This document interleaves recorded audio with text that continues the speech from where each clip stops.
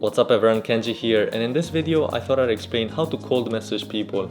So when I say cold messaging, I mean either email or LinkedIn message somebody that you don't know with the hopes that it will eventually end up in a job offer further down the line.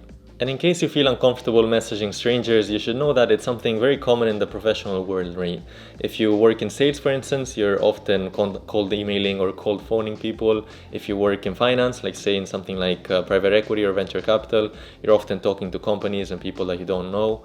The same applies to journalism, for instance, where you're trying to get information from all sorts of people that you've never talked to before. So overall, it's a good skill to have, not just for recruiting, but for work in general as well. So I'll break this video up into 4 main parts. Firstly, we'll look at finding the relevant people and their contact details, and I'll show you the 2 main methods that I used for that. Secondly, we'll look at the actual message, so what you should send them either via email or via LinkedIn. Thirdly, we'll look at following up, so what you should send them in case they haven't gotten back to you in that first email. And then lastly, we'll look at the actual probabilities, so how likely it is that this will actually work and whether it's worth it for you. Alright, so finding the relevant people, and as I mentioned earlier, there's really 2 main methods that I used. The first one has to do with LinkedIn, and the second one has to do with the alumni directory. So let's look at LinkedIn first. So on LinkedIn, you can actually filter by people to find whoever is relevant to you. So for example, let's say we're looking for people that work in finance at Apple.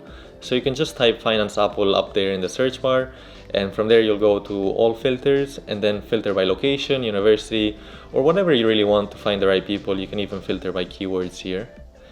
And from there you can just send them a connection request and send them a message with it. As for the content of the message, we'll get to that in the next section. But overall, this is just using the free version of LinkedIn. I haven't used premium, so I don't really know what that's like. I guess it just gives you access to some more things as well. The second method is the alumni directory, and if you don't know what that means, it's basically a database where it has all of the alumni of your university. So in my case, for instance, I went to Cornell, so I can look up anyone in that database. And if you don't know the person by name, for instance, or if you're not looking for anyone in particular, you can always look it up by company as well, right?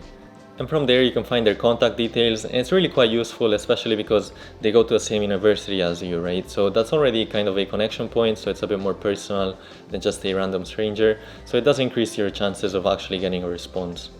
And obviously it almost goes without saying, but if you have a friend in common with the person you want to reach out to, do make sure they introduce you. It's just going to make it a lot easier for both parties to interact with each other, and they're probably going to be a lot more friendly as well. On LinkedIn, this is super easy to find. It's just the mutual connections area. As for what kind of companies you should be reaching out to, obviously reach out to the ones you want, but at the same time, do keep in mind that larger, more structured companies are typically a lot more rigid, so they're not going to be as flexible or accommodating. If you're, say, a year younger than their internship class and so on, they're probably not going to be very flexible on that front. On the other hand, if you go to a smaller size company, then they are a lot more willing to talk and engage with you, so you got to keep that in mind. And maybe if you're a first or second year, you might want to aim for some smaller companies, as you might have a bigger shot of landing something that way. Alright, so suppose you found the relevant people. Now what should you actually send them in the message?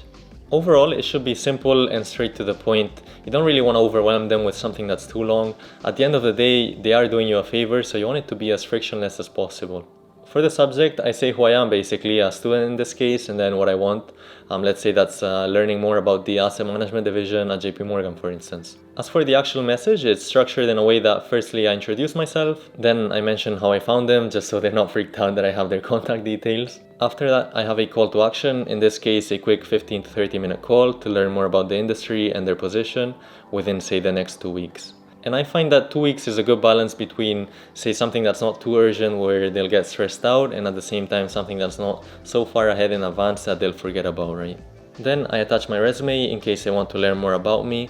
And lastly, I thank them, I wish them well, and I leave my contact details there just in case they want to get back to me or someone else wants to reach out on behalf of them. And obviously this is just a template, so it's not very personalized, but if you can, I would try to add a bit more of a personal touch to it. So for instance, maybe you went to the same university, maybe you go to the same club, same sports club for instance, same business club, or thirdly, maybe you were from the same hometown or something like that. Those are all things that I think are worth mentioning, just so it increases the odds of them actually replying to you. If you have nothing in common with them, you can still mention something like, hey, I recently read an article on whatever company they're working at and I found it quite interesting, or something like that, just to show that, hey, you're doing your homework and you really want to try and impress them. And that personalized message is really the only part that you need to change in this template. Other than that, it's just changing the names and it should be good to go. For a LinkedIn message, the idea is basically the same. The only main difference is that you don't necessarily need to attach a resume in this case, just because they can just click on your bio and they'll be able to see essentially the equivalent of a resume. Also, do keep in mind that it does have, I think it's a 300 character limit, so you gotta try keep it short. So the follow-up message, and truth is, if you're reaching out to people that are already working, odds are they get anywhere from 100 to 200 different emails in their inbox every day. That was my experience while working in banking as well as big tech, so I think that's fairly common. And obviously they don't get to read all of them, some they might miss, so it might be the same with the resume where you're reaching out. That's why I recommend about sending another email in 1 to 2 weeks, which is enough of a time frame for them to get back to it in case they've forgotten. And the follow-up message can be something like this. Hi, I hope your message finds you well and just wanted to follow up on your availability for a quick call in the next couple weeks to learn more about your experience working in XYZ industry at XYZ company. Then just add a quick closing and that's it. It's quite simple. There's no need to have anything longer than that. And as for how many times you should follow up, I personally would just follow up once, so I'd have the initial message once and then a follow-up message after that. I personally don't follow up anymore. Some people might say to follow up just one more time just in case, and that's fair enough. That's really up to personal preference. And this brings us to our last point, which is how likely are they to respond? And not gonna lie, it is a lot of effort and there's no guarantee that they will respond, but there is a high potential upside, right? On the one hand, if they don't respond, well, you've just wasted a bit of time drafting their email and sending it out to them.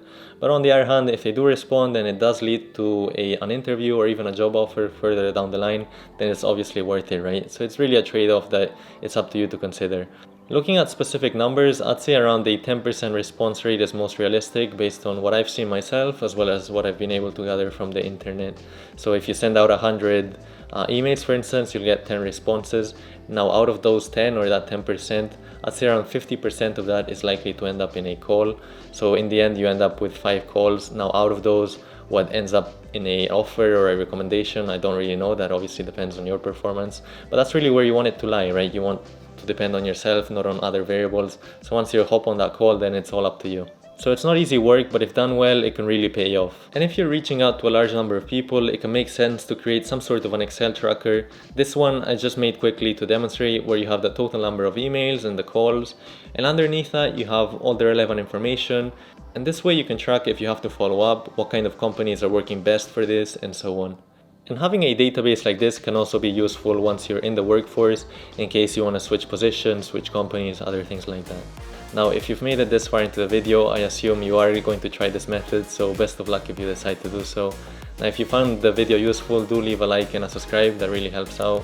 And if you have any other feedback, maybe some methods that you've used in the past that have been effective, do let me know in the comments. I'd be curious to know more about them. That's all for this video, and I'll hopefully catch you in the next one.